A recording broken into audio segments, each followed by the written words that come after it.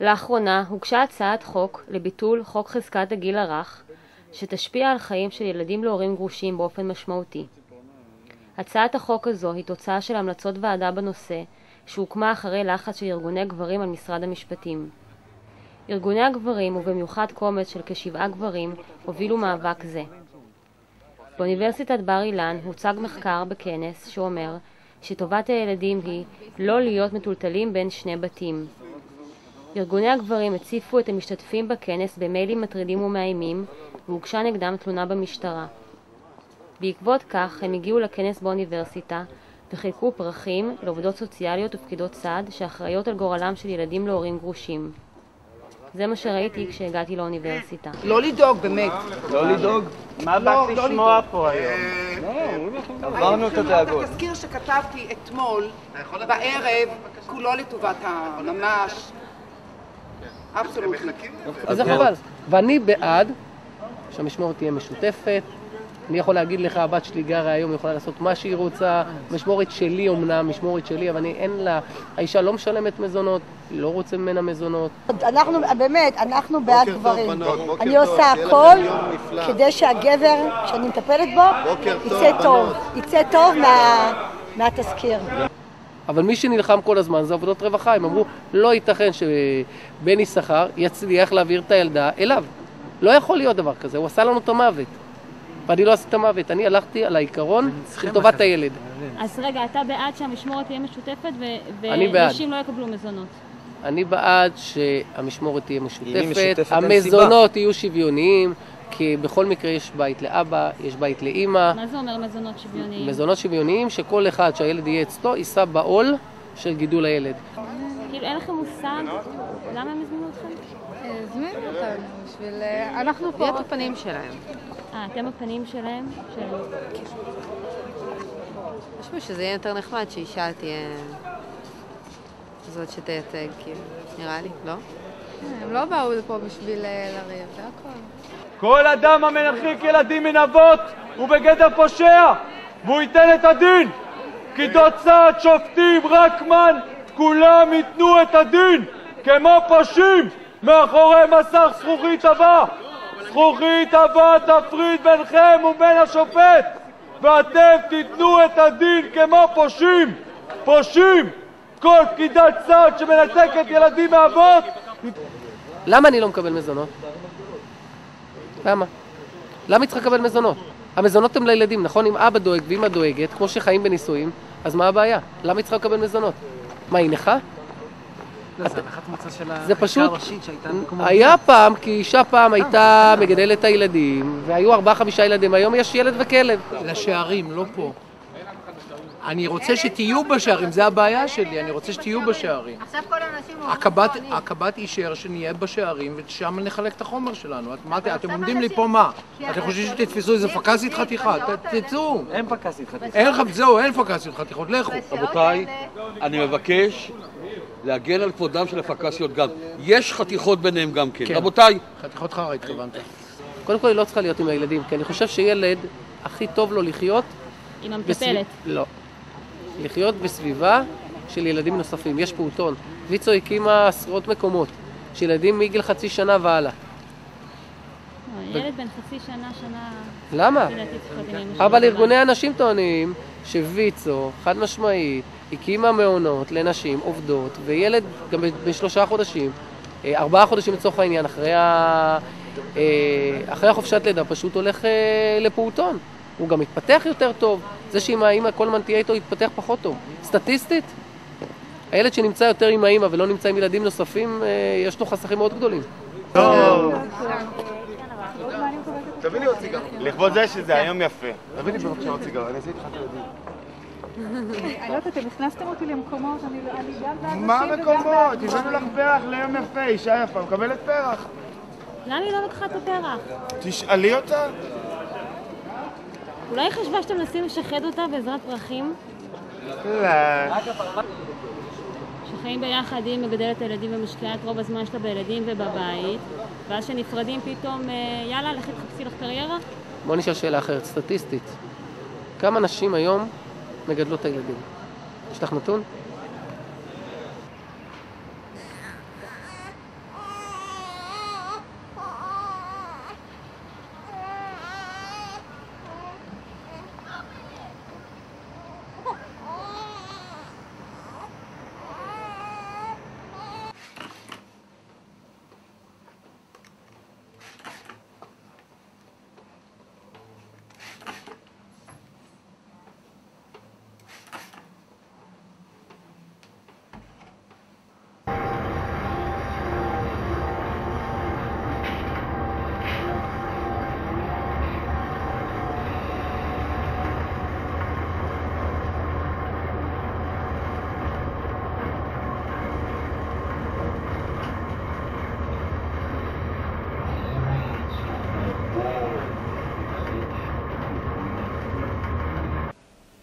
מה את קיבלת במתנה ליום הולדתך הראשון או השני?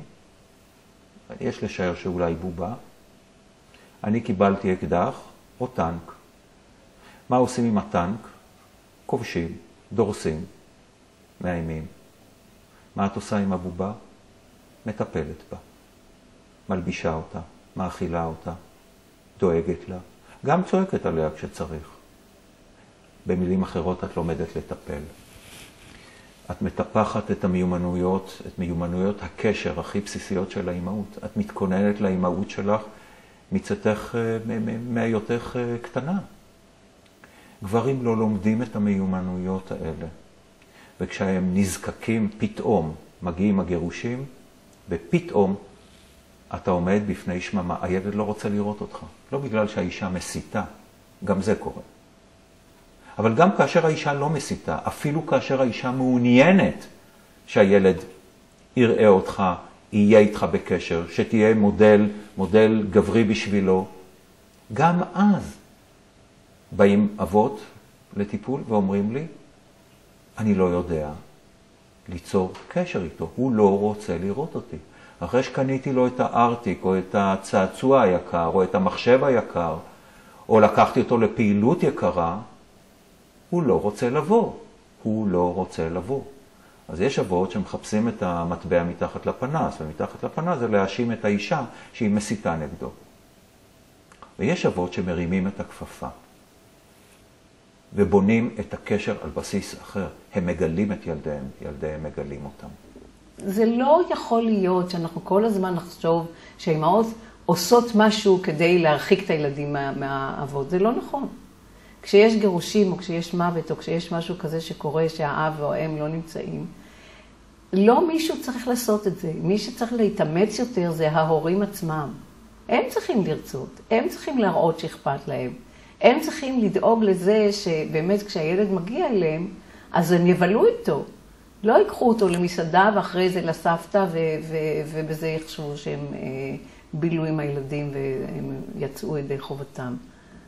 לגדל ילדים זה להשקיע. להשקיע זה לשחק, זה לספר סיפור, זה לטייל ביחד. והאבות הרבה פעמים, הם לא, אני לא רואה אותם שם. אני רואה יותר אולי ממה שראיתי פעם, אבל אני לא רואה אותם שם. ומי שרוצה עושה את זה.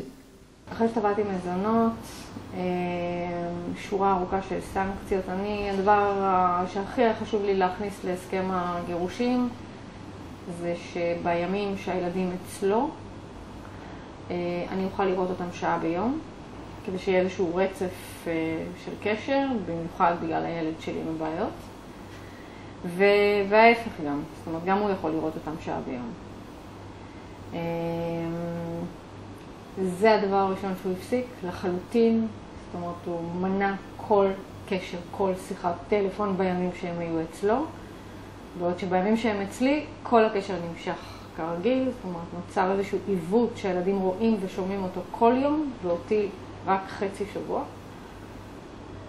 ולא הייתה לי אפשרות אפילו להסביר לילדים מה קורה, שזה לא שאני מתנכרת להם, לא רוצה לראות אותם, אלא פשוט אני עושה מאמצים מלאים בשביל לראות אותם, הוא לא עונה לטלפונים שלי בכוונה, הוא כל הזמן כותב לי ב-SMSים שעכשיו הם עסוקים, עכשיו הם ישנים, כל מיני 1001 תירוצים. הבעיה שהשיח של שוויון ואחריות משותפת מדבר להמון אנשים וגם נשים שרואות בזה איזושהי הזדמנות לחלוק את האחריות. אבל לא מבינים שהביטוי של זה בפועל הוא אחר לחלוטין מאשר הכוונה החוקית. ולכן הרעיון הזה קונה כל כך הרבה תומכים שלא מבינים את המשמעות המעשית בחיי היום-יום של משפחות, ילדים והורים של ההצעה הזאת של אחריות הורית משותפת. הקטנים ביותר הם באי שקט נוראי כל הזמן, כי הם לא יודעים אצל מי הם היום. הם לא יודעים אם הם הולכים עם התיק, אם הוא הולך לאמא או הולך לאבא. הם לא זוכרים, מפני שהזיכרון שלהם, בעיקר כשמדובר על ילדים בני 2-3, הוא לא כל כך חזק, הם לא יודעים אצלהם. אם נוסעים מחר לסבתא והוא ישן צהריים, אז הוא כבר בטוח שזה מחר.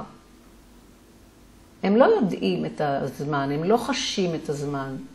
אז הם לגמרי מבולבלים.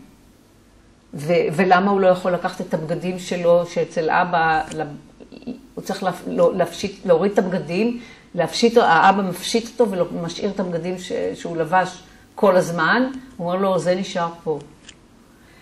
מי שמשלם את המחיר זה הילדים. וילדים גדולים יותר, מה אומרים לך? אני אמרתי לך מה אמר לי אחד הילדים, וזה לא אחד ולא שניים. את תגידי להורים שלי, הוא אמר לי, היה ילד בן 9. תגידי להם, אני לא יכול יותר. אני לא רוצה, אני לא זוכר אף פעם לאן אני צריך ללכת. אני לא רוצה 2 בתים, אני רוצה שהם יחליטו אצל מי אני נמצא, והשני אני אבוא אליו לפעמים. ואני אבקר אותו, ואני מבטיח שאני אדבר איתו, זה אומללות פשוט. לא טוב להם עם זה, וזה הורים שגרים באותה עיר, לא בעיר נפרדת. אז כל פעם הוא הולך לבית אחר, והוא לא יודע לא פה ולא שם, מי הוא ומה, והרי לפעמים גם מחליפים את התאריכים, משום שלפעמים זה לא נוח. מה הילדים צריכים להרגיש באמת? מה, הם שק תפוחי אדמה שמעבירים אותו מכאן לכאן? זאת המשמעות המשותפת. זה מבלבל. זה מבלבל, נגיד, אני מתעוררת באמצע, אני מתעוררת בבוקר. ואז כזה אני מתעוררת, אני חושבת שאני אצל אבא שלי ואני אצל אמא שלי. אז אני מתעוררת, בוקר טוב, אמא, אבא, הייתה.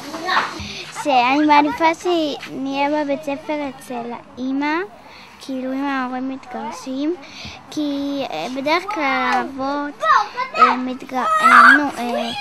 עובדים עד מאוחר, ואז צריך ללכת לבד ברגל, במקום שהאמא תיקח אותך באוטו, ואז להישאר בבית לבד, וזה לא ממש כיף להישאר בבית לבד. אמא. למה? אבא. כי האמא בגיל כזה, אני חושבת, לא שיותר גדול. לא, היא נותנת יותר אהבה לא קשור, גם אבא. אבא באותו מידה. גם אבא, אבל יש לאמא תכונות שאין לאבא. כמו מה? ויש לאבא תכונות לא יודעת. תכונות שנגיד... הם שונים. בטח שהם שונים. אפשר לפעמים שתינוקות, היא בת והוא שהם לא קולטים שזה אבא שלהם. כי האמא נותנת את הכל לתינוק. היא נותנת את הכל לתינוק. ואבא, מה? כאילו מה? אבא מפרנס אותו. הוא נותן לו אהבה וגם פרנוס, אבל התינוק גם צריך... קודם כל, אהבה לאבא ולאמא באותה מידה זה הכי חשוב. נראה לי שכל התינוקות צריכות להיות אצל האמא. ואולי גם איזה יום 1 או 2 שהתינוק יהיה, או שאבא יבקר את התינוק. אביתר, כשהיית קטן וההורים נפרדו, איפה העדפת לגור? אצל אמא או אצל אבא? אצל אמא. אני רואה בטיפול אצלי גברים ונשים שהם בעיצומם של הגירושים או אחריהם וגם לפניהם. אני חושב שעוצמת הכאב של שני הצדדים ותחושות העלבון וההשפלה שהם עוברים בתהליך של ההיפרדות הזאת, המהלומות, לפעמים גם פיזיות, אבל לא, אני מדבר על מהלומות רגשיות שמנחיתים אחד על השני. אני חושב על איך זוג כזה יכול להצליח,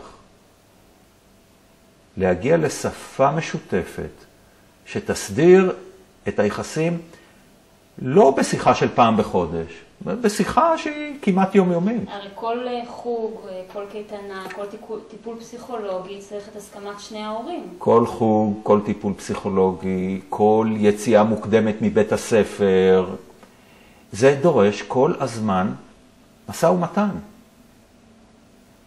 אני חושב שלפעמים, אולי זה אפילו משא ומתן או דורש מיומנויות יותר משוכללות מאשר זוג נשוי צריך.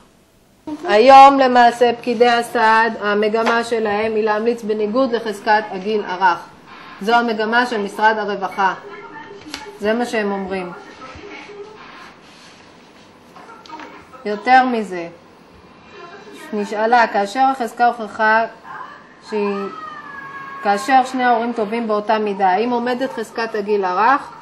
בשנים האחרונות, תשובה של פקידת סעד, אני נוטה יותר למשמורת משותפת. גם אם לכאורה משמורת אצל האמא, ימליצו על העברת משמורת לאבא, כדי שיסכימו ההורים על משמורת משותפת. מכריחים אותנו להסכים למשמורת משותפת.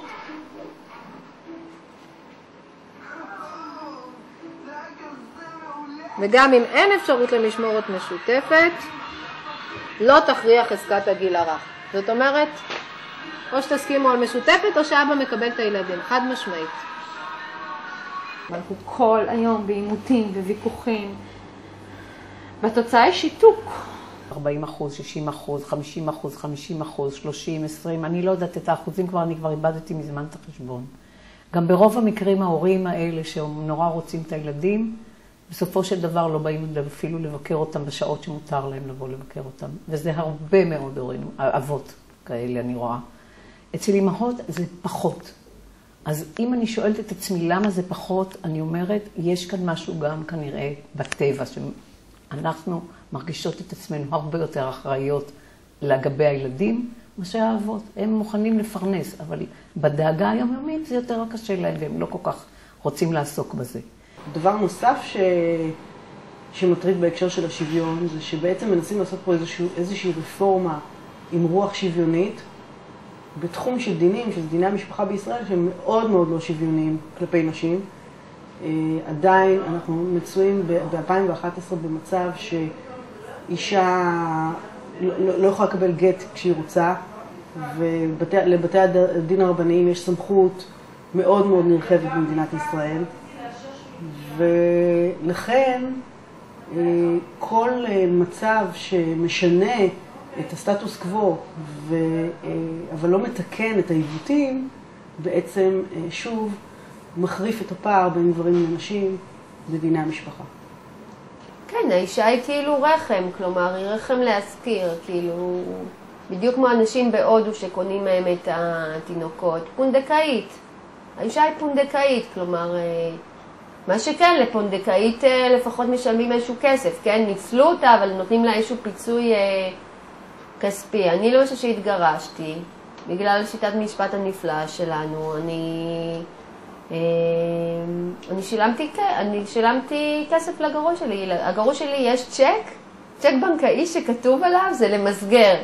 כתוב עליו תמורת גט, לא זוכרת כמה שילמתי לו, 150, 138,000 שקל, כלומר, זה הוא קיבל תמורת זה שהוא נתן לי גט. זה לא יומן שזה חוקי, מבחינתי זה סוג של אלימות כלכלית מאוד מאוד קשה. והעמידה אותו בנקודת פתיחה הרבה יותר טובה אחרי הגירושים.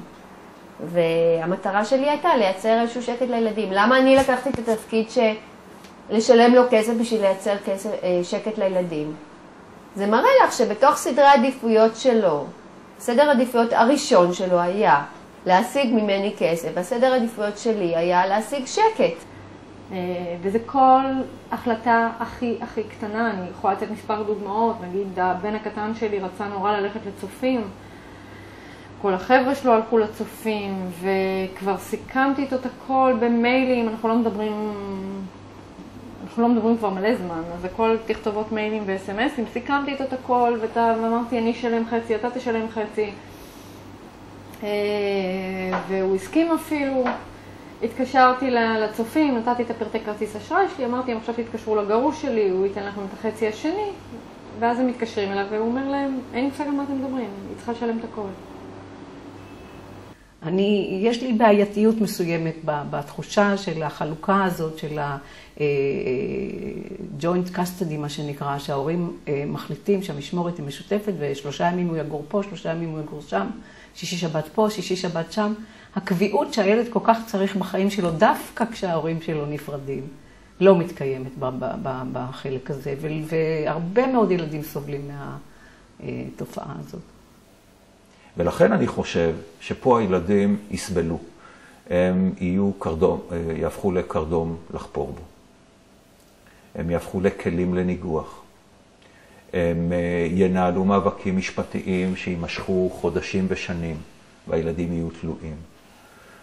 ילדים צריכים מקום בטוח. האם לא הייתה נותנת לטרק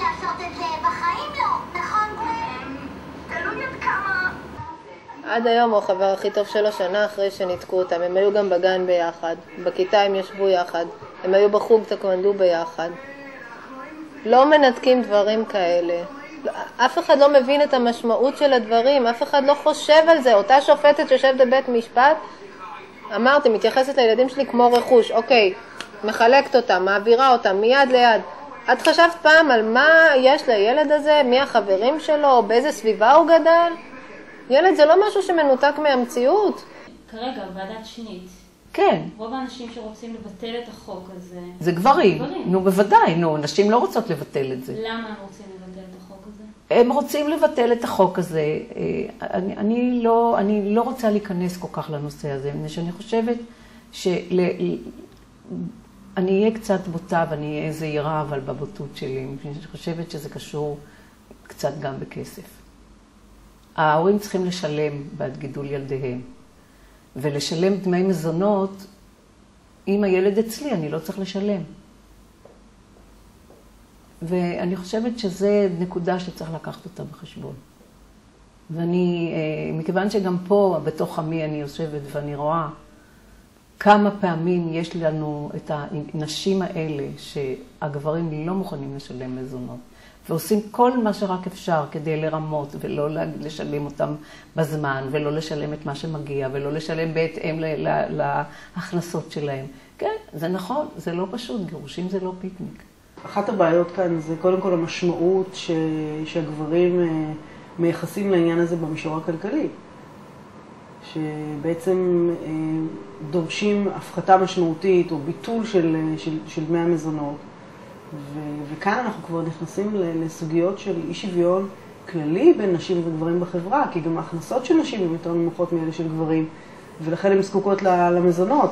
אז לנסות ולבקש הפחתה על הרקע הזה, בלי לתקן את אי השוויון הכללי בחברה, בעצם להלביש שוויון על מצב שהוא בלתי שוויוני, ובכך בעצם מעמיקים את אי השוויון. עד כמה באמת אבות מעורבים בפרטים הקטנים של המחויבויות ההוריות שלהם? תראי, בחלוקת התפקידים הסטריאוטיפית הקיימת היום, הרבה מאוד גברים נעולים על עולם העבודה. אז ברוב המקרים כשאחד ההורים מגיע, אז זה האמא? כן, יש מקרים שגם האבות, אבל הרוב זה האמהות. יש לך מושג אולי למה? סתם השערה כללית. א', חלק מהן יותר פנויות, כי לפעמים האבות עובדים, לפחות ככה הם מספרים, ולפעמים לאבות יותר קשה להישאר עם ילד לבד. את רואה אותם קצת יותר נלחצים.